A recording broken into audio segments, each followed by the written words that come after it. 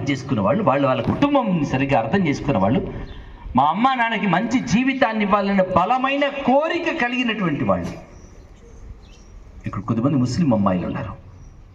సమీనా అనేటువంటి ఒక అమ్మాయి ఉంటుంది మా దగ్గర.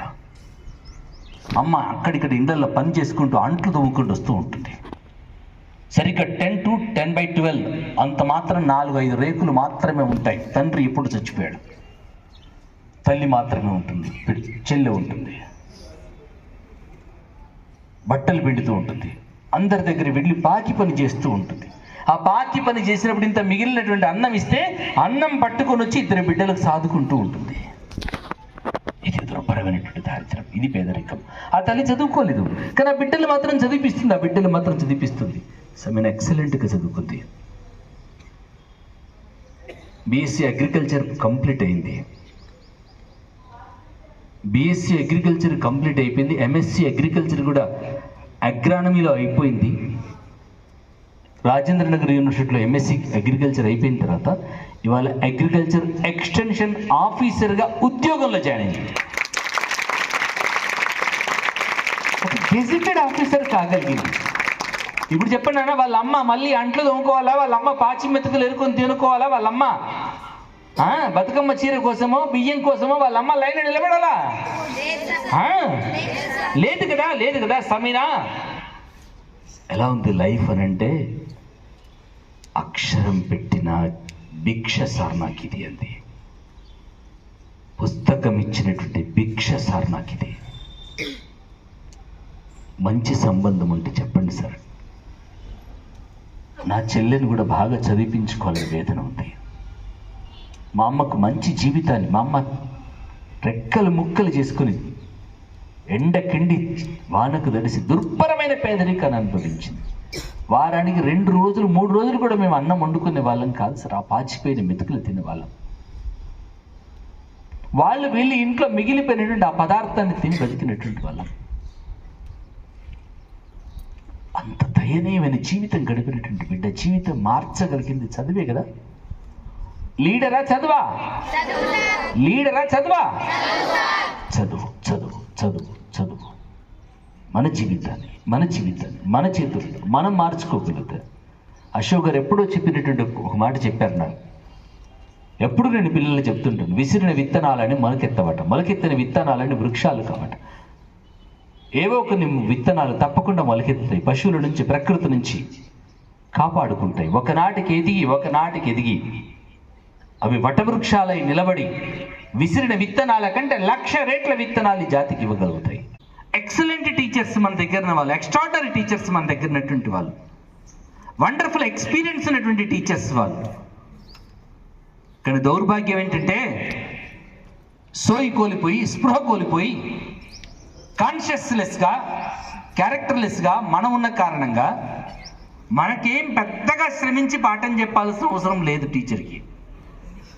ఎందుకంటే తెలియదు, ఒక్క మొక్కబడికి ఏదైనా చెప్పొచ్చు, ఏదైనా జరిపించవచ్చు.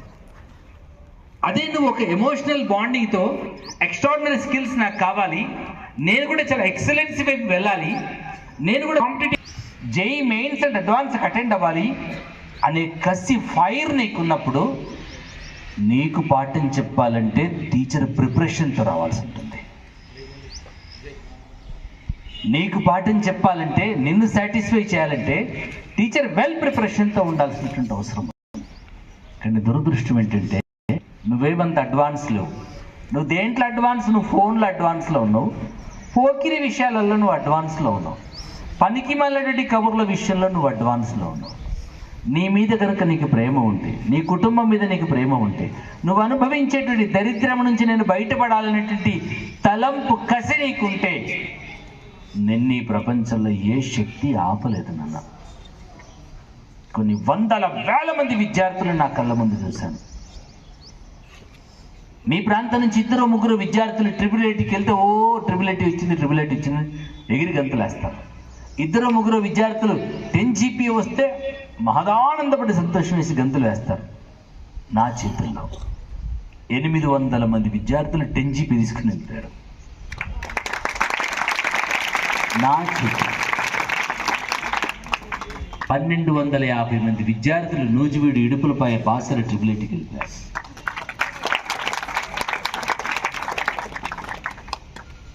ఎందుకు ఈ మాట చెబుతున్నానంటే, ఎవడికి వేదన ఉంటుంది, ఎవడికి ఆకలి ఉంటుంది, ఎవడి కుటుంబాన్ని వాడు మార్చుకోవాలనేటువంటి తపన, తలంపు ఉంటుంది. వాళ్ళకు బుద్ధి లేదు సార్, నా పేపర్ సరిగ్గా దిద్దలేదు అన్నాడు. కోపం వచ్చింది. ఆర్జేడి పొగరబోతు మాటలు మాట్లాడితే బాగుండదు, నీకు మెమో కూడా ఇవ్వను అన్నాడు. అంటే నాకు తెలుసు, అరే రాజు నీ ఎఫర్ట్ ఏంటో చెప్పబోదు వీళ్ళందరికీ కనిపించదు. ఎస్, నాకు ఒక 4-5 days టైం ఇవ్వండి, నీకు నచ్చిన పేపర్ ఏదన్నా పట్టుకొచ్చి ఇవ్వండి, నా కళ్ళ ముందు పేపర్ కరెక్షన్ చేయించండి, 595 మార్క్స్కి 1 మార్కు తక్కువ వచ్చినా నా చేతులతో ఈ మేము కాలు పెట్టిపోతాను సార్ అన్నాడు. ఇంత అహంకారమా అన్నాడు అర్జునుడు. అహంకారం కా సార్, నా ప్లాన్ సార్. ఇప్పుడు చెప్పు నీ ప్లాన్ అని. ఇప్పుడు వాడు అద్భుతమైనటువంటి తన విజన్ చెప్పాడు, తన ప్లాన్ చెప్పాడు, తన ఎఫర్ట్ చెప్పాడు. కొంచెం సెన్స్ ఉన్నట్టు కంటెంట్ కంటే అడ్వాన్స్ కాన్సెప్ట్స్కి నేను వెళ్తాను. నా సబ్జెక్ట్ టీచర్తో అడ్వాన్స్ డిగ్రీ వరకు కూడా సిలబస్లోకి నేను వెళ్ళిపోతాను.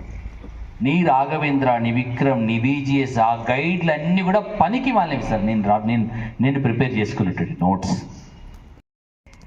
ఆల్ ఇండియా సివిల్ సర్వీసెస్ UPPSలో 13th ర్యాంకులో నిలబడి 4 జిల్లాలకు కలెక్టర్గా పనిచేసి, ఎడ్యుకేషన్ డిపార్ట్మెంట్కి ప్రిన్సిపల్ సెక్రటరీగా పనిచేసి, ఈరోజు పబ్లిక్ సర్వీస్ కమిషన్కి చైర్మన్గా ఉన్నటువంటి senior most IAS officer Burra Venkatesham Goud. మా అమ్మ చదివించే వాళ్ళు లేరు, నాకు ఫీజు లేదు, నాకు బట్టలు లేవు, భోజనం లేదు, ఇంట్లో కరెంటు లేదు. మనం మన భావదారిద్ర్యం నుంచి ముందు బయటపడాలి, మన అసమర్థత నుంచి మనం బయటపడాలి. బ్లాక్ షీట్ నువ్వు జోకులు చేస్తూ ఉంటే కాలం పరిగెడుతుంటుంది. ఈ ప్రపంచంలో 2 విలువైనవి, ఆ రెండింటిని సరిగ్గా అర్థం చేసుకునే ప్రయత్నం చేయండి. విలువైన జీవితం పోతే మళ్ళీ నువ్వు ఇంటర్మీడియట్ కాలేజీకి రావు. విలువైన నీ జీవితం 10 సంవత్సరాలు, 1 రోజు కాదు, 2 రోజులు కాదు, 3 రోజులు కాదు, ఏకంగా 10 years నీ స్ట్రగుల్స్, నీ 10th క్లాస్ ఎగ్జామ్స్.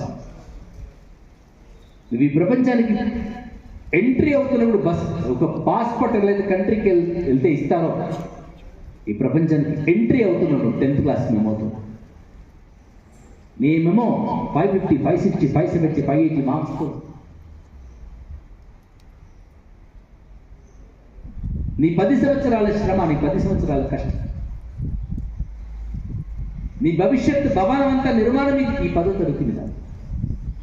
నువ్వు ఇంటర్మీడియట్ నుంచి ఆగిపోయి ఇంటికి రావాలా, డిగ్రీ నుంచి డిస్క్వాలిఫై అయిపోవాలా, డీవియేట్ అయిపోవాలా, లేదు ఎక్స్ట్రాడినరీగా నీట్లోనో మెయిన్స్లోనో వెళ్ళిపోయి ఎవరికంత దూరానికి వెళ్ళిపోయి నిన్ను నమ్ముకున్న వాళ్ళు, నిన్ను కన్న వాళ్ళు, నిన్ను కట్టుకున్న వాళ్ళు, నీ కడుపున పుట్టబోతున్న ముందు తరం బిడ్డలకు కూడా పట్టడి మెతుకులు పెట్టగలిగిన స్థాయిలో నువ్వు ఉండాలంటే నీ బేస్ పాయింట్, నీ టర్నింగ్ పాయింట్, నీ life point 10th class life point. దాకా వచ్చి నన్ను బతిలాడుకుని తీసుకుపోగలే పరిస్థితుల్లో నేను ఉండగలుగుతాను. అమ్మని ప్రేమించడం, నాన్నని ప్రేమించడం అంటే అమ్మ నువ్వంటే ఇష్టం, నాన్న నేనంటే ఇష్టం అని చెప్పేసి కబుర్లు ఆడుకోవడం కాదు.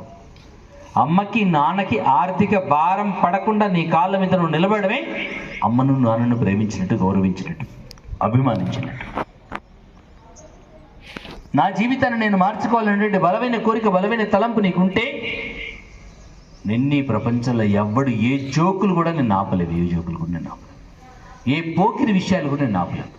నువ్వు ఎంజాయ్ చేయి. ఎప్పుడు ఎంజాయ్ చేయాలి? After 24th year 21st yearకి enjoy చేయి. నీ జీవితంలో నేను నిలబడక నువ్వు ఎంజాయ్ చేయి. ఇప్పుడే కనుక నువ్వు ఎంజాయ్ చేయాలనుకుంటే, 24th 25th నుంచి ఏడుపు స్టార్ట్ అవుతుంది. Up to end of the life నువ్వు ఏడుస్తూనే ఉంటావు. నిన్ను కన్న వాళ్ళని ఏడిపిస్తూనే ఉంటావు, నిన్ను కట్టుకున్న వాళ్ళని ఏడిపిస్తూనే ఉంటావు. ఫైనల్గా దురదృష్టం ఏంటంటే నీ కడుపున పుట్టిన బిడ్డలు కూడా ఏడుస్తూనే ఉంటారు. చదవకపోతే చెన్నయ్య గారు కూడా అలంపూర్ అడ్డా మీద కూలీగా మిగిలిపోయేవాడు. Listen to me. చెన్నయ్య గారు చదవకపోతే, ఆ కాస్త కానిస్టేబుల్ ఉద్యోగం తెచ్చుకోకపోతే అడ్డా మీద కూలీగా మారిపోయి వాళ్ళిద్దరి బిడ్డలు కూడా చింపిరి గుడ్డలు వేసుకొని చిందరవందర జీవితంలో ఉండేవారు. చెన్నయ్య గారు చదివి చెన్నయ్య గారు నిలబడి ఉద్యోగం తెచ్చుకొని వారిద్దరి బిడ్డలని అత్యున్నతంగా చదివించుకొని చెయ్యి చాచి అడగాల్సిన అవసరం లేకుండా చెయ్యి చాచిన వాడికి పట్టెడన్నం పెట్టేటువంటి స్థితిలో ఆ బిడ్డల్ని ఆ కుటుంబాలను పెంచుకోగలిగారు. ఇది సోయి అంటే తెలంగాణ అంటే తాగుడు వాగుడు ఊగుడు కాదు నాన్న. ఇవాళ ఆ డెఫినేషన్ మారిపోయింది. ఇవాళ మన కుటుంబాలకు పట్టిన దౌర్బల్యం, మన అమ్మా నాన్నకు పట్టినటువంటి దౌర్భాగ్యం, మనం ఎట్లుంటామో మన బడి కూడా ఎట్లాగే